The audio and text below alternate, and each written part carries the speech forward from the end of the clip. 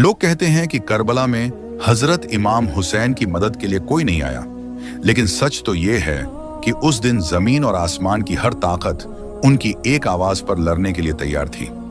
ये वाकया आशूरा के दिन का है। जिन्नात का बादशाह जाफर जिन अपने दरबार में तख्त पर बैठा जश्न मना रहा था।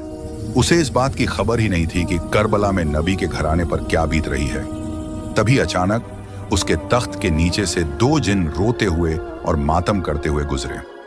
जाफर ने उन्हें रोका और पूछा, अरे आज तो खुशी का दिन है, तुम लोग क्यों रो रहे हो? उन जिन्नात ने रोते हुए जवाब दिया, ऐ बादशाह, आपको खबर नहीं, अभी हमारा गुजर यानी करबला की जमीन से हुआ।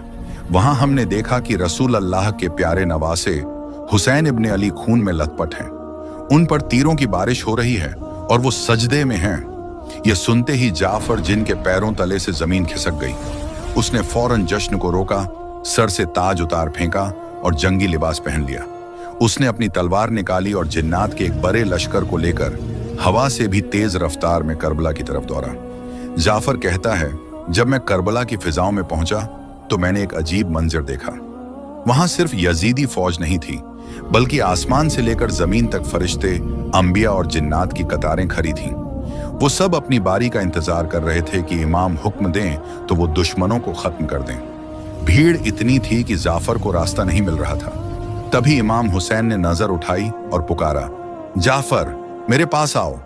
जाफर जिन रोते हुए इमाम के कदमों में गिर गया और अर्ज की, आका मेरे पास जिन्नात की बहुत बड़ी फौज है, मुझे इजाजत दें, मैं पलक झपकते ही इन यजीदियों को राख कर दूंगा, इनका नामो निशान मिटा दूंगा।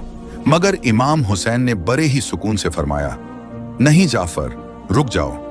अगर मैं चाहूं तो एक इशारे में दुनिया पलट दूं, लेकिन मैं अपने नाना के दीन को बचाने के लिए और अपने रब की रजा के लिए यह सब्र कर रहा हूं। मुझे अपने अल्लाह की मर्जी प्यारी है।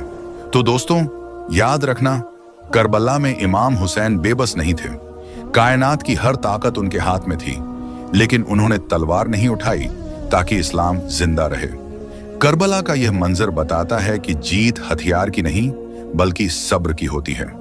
अगर आपके दिल में भी इमाम हुसैन के लिए मोहब्बत है तो कमेंट में या हुसैन जरूर लिखें, और ऐसे ही इस्लामिक वाकयात के लिए चैनल को अभी सब्सक्राइब करें।